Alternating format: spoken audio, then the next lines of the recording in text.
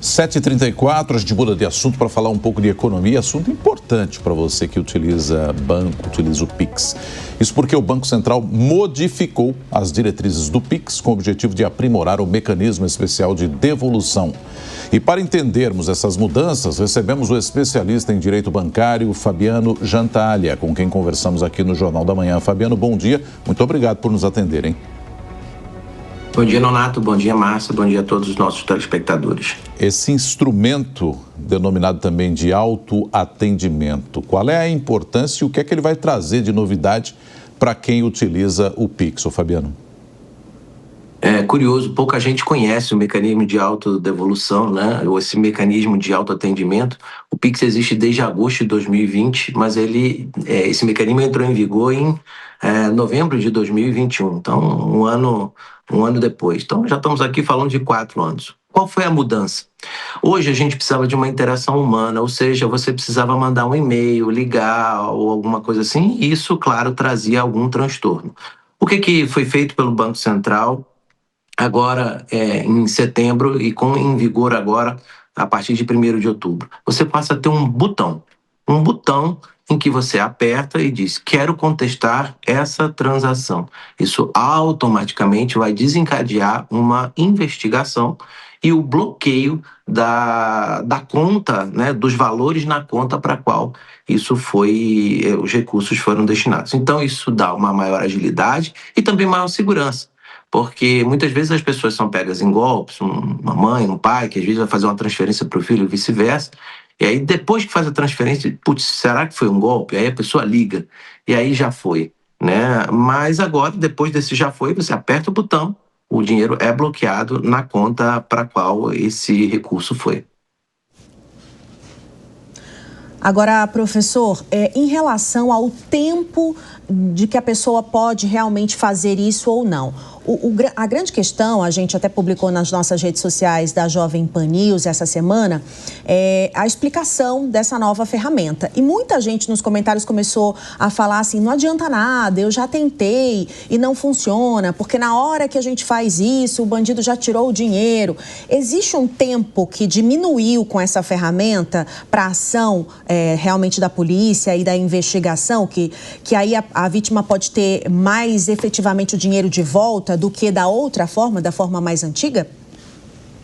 Sem dúvida. E tem 2 novidades aqui importantes. Uma é essa que a gente está falando e uma outra que vai entrar em vigor em fevereiro. A de agora é a seguinte: quando você aperta o botão, você automaticamente já faz o bloqueio do valor na conta de destino. É claro que a mente criminosa vai sempre andar mais rápida do que a mente jurídica ou a mente do regulador.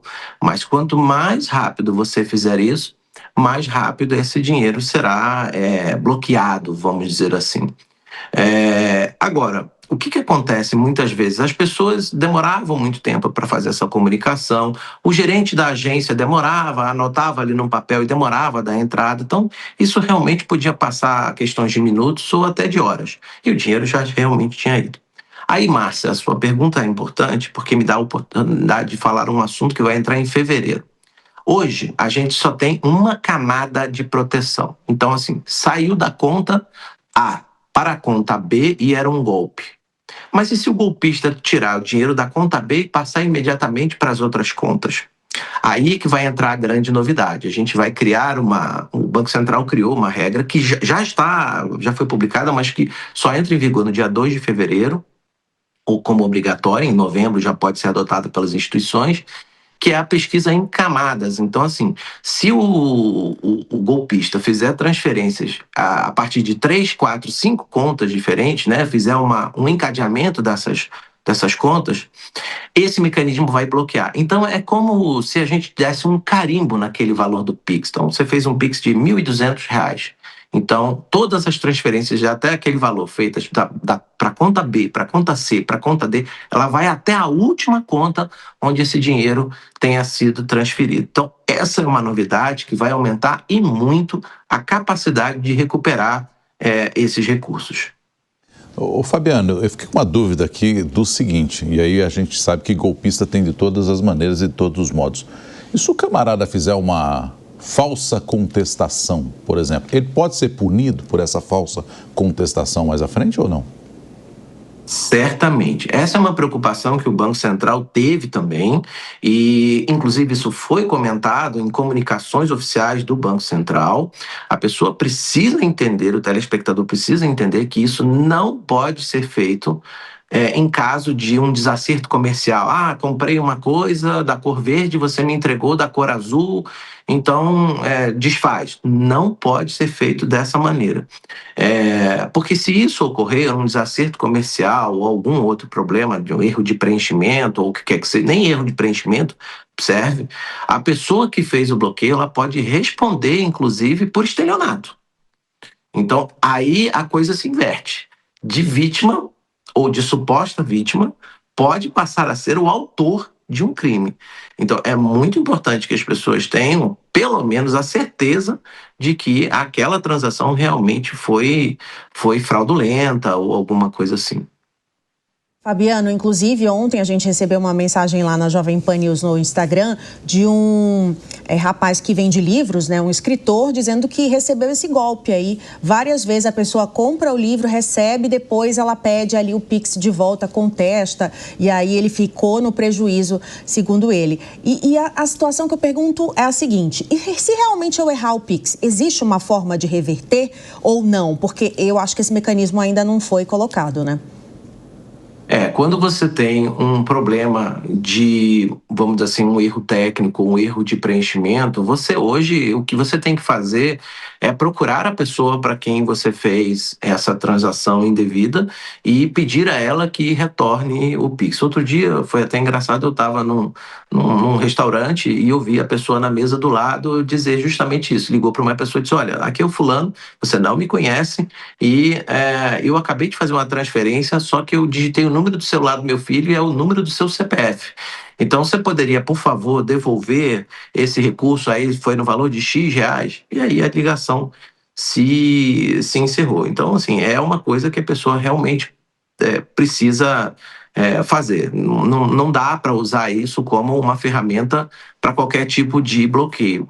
Agora, um detalhe importante, Márcia, que você coloca nesse episódio aí da pessoa que vende livro é o seguinte: o fato de eu bloquear esse dinheiro não significa dizer que ele vai voltar automaticamente para a conta naquele momento, não. Pelo contrário, o que ele faz é ficar congelado, aí a instituição segura aquele dinheiro, pede para quem apertou o botão e diz assim: me dê as provas, as evidências, ou me conte a história para saber se realmente isso aqui foi um golpe. Aí ele vai procurar outra pessoa e diz: me dê a sua história, a sua informação. Então, abre-se como se fosse uma pequena investigação para esse tipo de situação. Aliás, não é só no Pix, isso pode ocorrer também na TED. Então, assim, o nosso telespectador aí que enviou essa mensagem pode ter a certeza de que, no caso do Pix, esse dinheiro não volta automaticamente. Há um prazo para a instituição financeira analisar isso e devolver esses recursos, se a fraude ficar comprovada. Se a instituição financeira entender que a fraude não ficou comprovada, ela libera os recursos e a coisa segue. Perfeito, ficou muito claro. O especialista em direito bancário, Fabiano Jantalha, conversando com a gente. Fabiano, muito obrigado, ótimo fim de semana aí para você. Obrigado, um bom dia para todos.